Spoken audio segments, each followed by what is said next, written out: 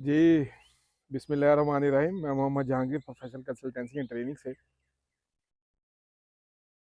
आज का जो हमारा टॉपिक ऑफ डिस्कशन है वो है यूरोप विज़िट वीज़ा, यानी यूरोप के किसी भी कंट्री का अगर आपने वीज़ा लेना है। अच्छा, सबसे पहले ये अंडरस्टैंड करना पड़ेगा शेंजन कंट्री और विदाउट शेंजन कंट्री। यूरोप में बहुत सारे ममालिक आते हैं, लेकिन शेंजन कंट्रीज़ में सब ममालिक नहीं आते यूरोप के, ठीक है। जिसे हम आसान लफ्ज़ों में मगरिब कहते हैं ना, मगरिब, वो बेसिकली वो यही एरिया है आपका यूरोप का। तो आपने ये शेंजन कंट्रीज जो हैं, तकरीबन 27 ममालिक की लिस्ट है, वो आपको मिल जाएगी। कौन कौन से वो 27 मुल्क हैं जो शेंजन कंट्रीज़ में आते हैं। तो आपने ये डिसाइड करना है कि आपने जाना कहाँ है, किस कंट्री का आपको विज़िट चाहिए, ठीक है। और आप ये भी चेक कर सकते हैं कौन से कंट्रीज़ आसान हैं, जिनकी रिक्वायरमेंट थोड़ी ईजी है। रिक्वायरमेंट ऑलमोस्ट सबकी सेम है, ठीक हो गया।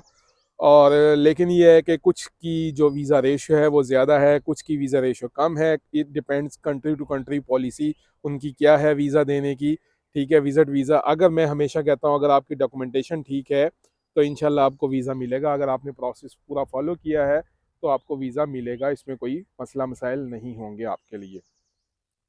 तो आपने ये डिसाइड करना है कि आपने किस मुल्क में जाना है, शेंजन कंट्री है नहीं है, या सादा यूरोप के किसी एक कंट्री का आपको वीज़ा चाहिए, ठीक है।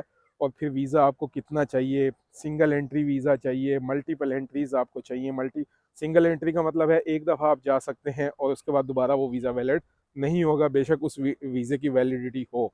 मल्टीपल एंट्रीज क्या कहती हैं कि आप एक दफ़ा गए वापस आए, फिर दूसरी दफ़ा गए वापस आए, ठीक है।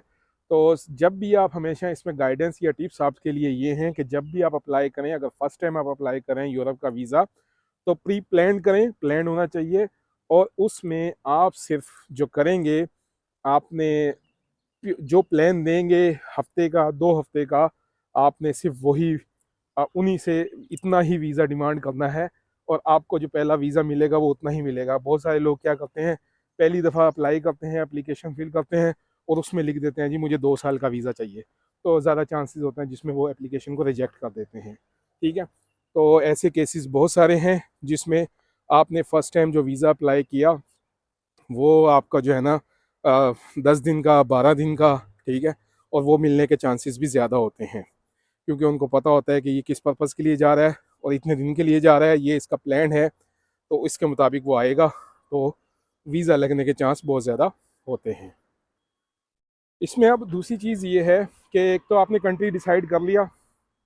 अब यूरोपियन का जो है वो शेंजन कंट्री जिसे कहते हैं, शेंजन कंट्री का जो वीज़ा फॉर्म है, वीज़ा एप्लीकेशन फॉर्म, वो सबका सेम है। आप वो प्रिंट ले लें, उसको फिल कर लें, ठीक है। और फिल करने के बाद आप उसमें जो पासपोर्ट साइज़ की पिक्चर हैं वो उसमें लगा दें, और वो उसके साथ बाकी डॉक्यूमेंट्स की लिस्ट लगा दें। अब बाकी जो डॉक्यूमेंट्स हैं वो कौन कौन से हैं उसको हम डिस्कस कर लेते हैं कि कौन कौन से डॉक्यूमेंट्स हैं जो आपके लगेंगे जब आप विज़िट वीज़ा के लिए अप्लाई करते हैं, ठीक है। आप सबसे पहले आपके पास होना चाहिए इनविटेशन या पर्पज़, आप किस पर्पज़ के लिए जा रहे हैं। अगर आप घूमने फिरने के लिए जा रहे हैं तो फिर आपने उस सिटी की, उस कंट्री के उस सिटी में उस होटल की बुकिंग करनी है जहाँ पे आप रहेंगे। यानी कि आपके पास अकोमोडेशन होनी चाहिए, आपने होटल की बुकिंग करनी है।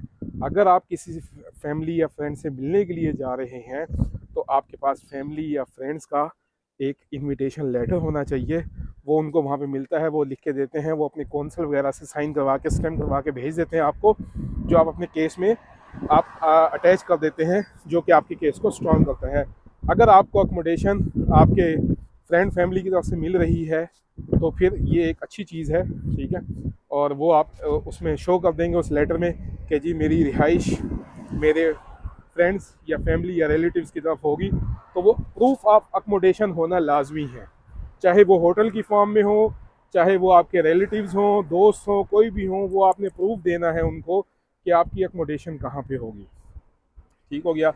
और उसके बाद आपके पास प्रॉपर वैलिड पासपोर्ट होना चाहिए जिसकी जो एक्सपायरी है वो 6 महीनों के अंदर ना हो, यानी 6 महीनों से के बाद उसकी एक्सपायरी हो। अगर आपका पासपोर्ट एक्सपायर अगर 6 महीनों से पहले है तो कोशिश करें अपने पासपोर्ट को रिन्यू करवा लें और फिर उसके बाद आप वीज़े के लिए अप्लाई करें। अदरवाइज़ जो एम्बेसीज़ हैं वो आपका पासपोर्ट वापस भेज देती हैं और ये एलिगेशन लगा के कि आपका पासपोर्ट वैलिड नहीं है। ठीक है, तो एक तो ये हो गया, और दूसरा फिर आपने विजिट वीज़ा जब आप अप्लाई करते हैं तो आपको जो है ना क्या मैं फ़्लाइट टिकट रिजर्वेशन बुकिंग जिसे कहते हैं, आप जब प्लान करते हैं जी मैं 1 हफ्ते के लिए 2 हफ्ते के लिए यूरोप जा रहा हूँ, घूमने के लिए जा रहा हूँ, मिलने के लिए जा रहा हूँ, किसी इवेंट में जा रहा हूँ, अच्छा पर्पस कोई भी हो सकता है, ये हम पहले भी डिस्कस कर चुके हैं।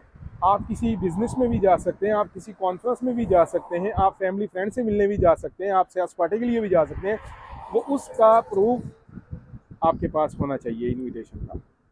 घूमने के लिए जा रहे हैं तो होटल रिजर्वेशन, कॉन्फ्रेंस में जा रहे हैं तब भी आपकी जो कॉन्फ्रेंस ने अगर आपको अकोमोडेशन दिया है वो देंगे, या फिर आप अपनी खुद बुक करेंगे। अगर किसी बिजनेस मीटिंग में जा रहे हैं तब भी आप कोई होटल की बुकिंग करेंगे, या जो आपको बिजनेस इन्विटेशन दे रहा है उसकी अगर कोई रिजर्वेशन है, अगर उसने आपको अकोमोडेशन दिया तो वो आप उसका प्रूफ देंगे। अगर आप फैमिली फ्रेंड्स की तरफ जा रहे हैं तो उसका प्रूफ देंगे। अगर आप किसी फ्रेंड्स या फैमिली या रिलेटिव की शादी या किसी और इवेंट में पार्टिसिपेट करने जा रहे हैं तब भी आप, तो ये एक इम्पोर्टेंट चीज़ है जो कि आपने देनी है, सबसे अहम के पर्पज़ ऑफ योर विजिट, और उसका आपने सबूत देना है अपने एप्लीकेशन फॉर्म के साथ।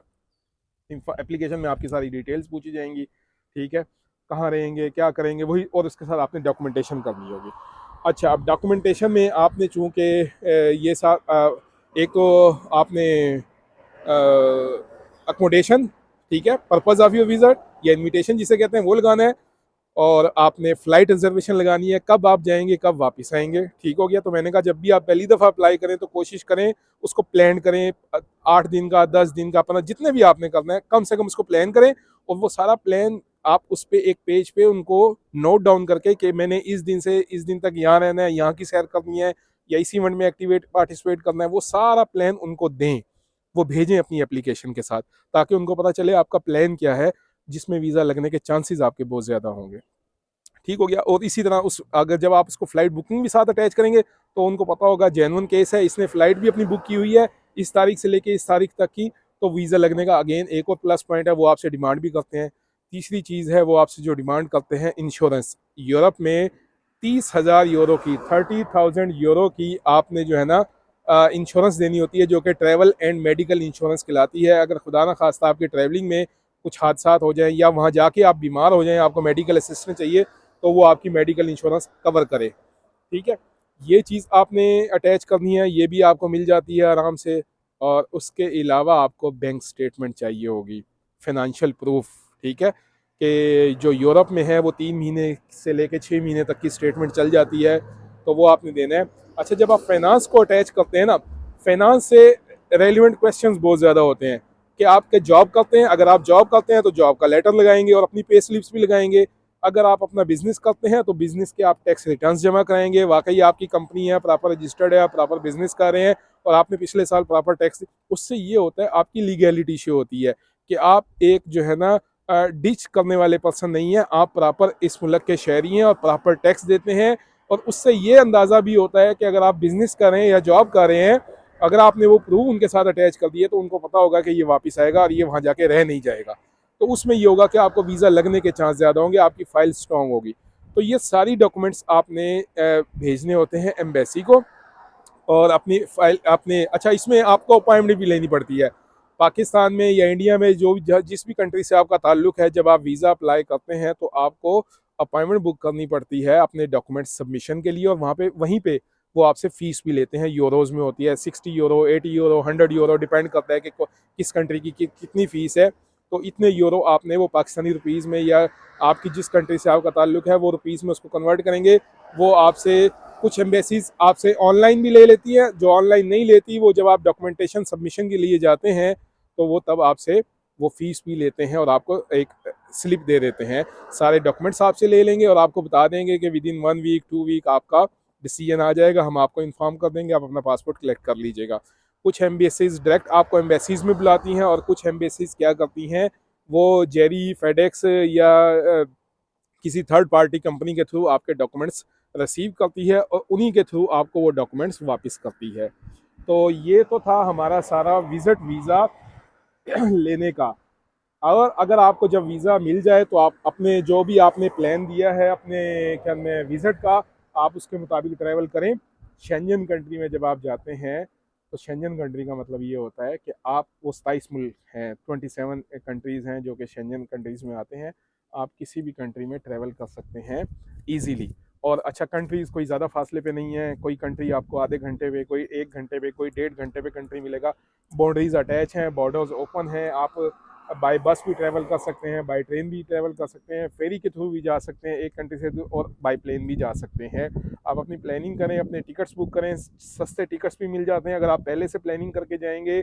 यूरोप का प्लान कर रहे हैं तो अगर आप पहले से टिकट बुक करेंगे, आपको फेरी की, बस की और प्लेन की टिकट जो है ना बहुत सस्ती, इवन के कुछ ऑफर्स आती हैं, 1 यूरो की टिकट्स भी मिलती हैं एक जगह से दूसरी जगह जाने के लिए। लेकिन it all depends upon your plan, how you plan, how early you plan, और फिर उस प्लान के मुताबिक आपने चलना। ठीक है, ट्रेन्स आपको मिल जाएंगी एक कंट्री से दूसरे कंट्री में जाने के लिए, तो आप 27 मुल्कों को घूम सकते हैं एक यूरोप शेंजन कंट्री का वीज़ा लेने से। तो ये वो सारी डॉक्यूमेंटेशन है, आप खुद अप्लाई कर सकते हैं। अगर आप खुद अप्लाई नहीं कर सकते, मेरी या मेरे जैसे किसी और कंसल्टेंट या एजेंट के थ्रू जाना चाहते हैं, वो भी आपको इजीली, प्रोसेस यही है। ठीक है, सारा जो मैंने आपको बताया है, तो आप अप्लाई करें, इंशाल्लाह आपको वीज़ा मिलेगा और आप पूरे यूरोप को घूम के आएँ। तो बाकी यूरोप से पहले कहाँ घूमना है, यूरोप का वीज़ा मिलेगा नहीं मिलेगा, आप मेरी चैनल पे जो दूसरी वीडियोज़ हैं, रेलिवेंट वीडियोज़, उनको देखें, उनमें मैंने सारी चीज़ें डिटेल से एक्सप्लेन की हुई हैं। ठीक है, उनके लिंक्स भी आपको मिल जाएंगे। मेरे चैनल को लाइक करें, मेरी वीडियोज़ को शेयर करें, आगे से आगे इंफॉर्मेशन है लोगों तक पहुँचाएँ ताकि बाकी लोगों का भी भला हो सके, फ़ायदा हो सके। तो अगर हमारी सर्विसेज चाहिए तो हमारी डिटेल्स मौजूद हैं, फेसबुक के पेज, व्हाट्सएप के पेज, यूट्यूब के चैनल्स, आप हमसे कांटेक्ट कर सकते हैं। और अगर कोई इन्फॉर्मेशन चाहिए तब भी आप हमसे कांटेक्ट कर सकते हैं। कोई क्वेश्चन है, हम आपको इंशाल्लाह डिटेल में उसका आंसर देंगे। इंशाल्लाह अगली वीडियो में किसी नए टॉपिक के साथ मुलाकात करेंगे, कई नए टॉपिक की आपको इन्फॉर्मेशन देंगे। अब तक के लिए इतना ही। ठीक है, अपना ख्याल रखिएगा। Thank you very much.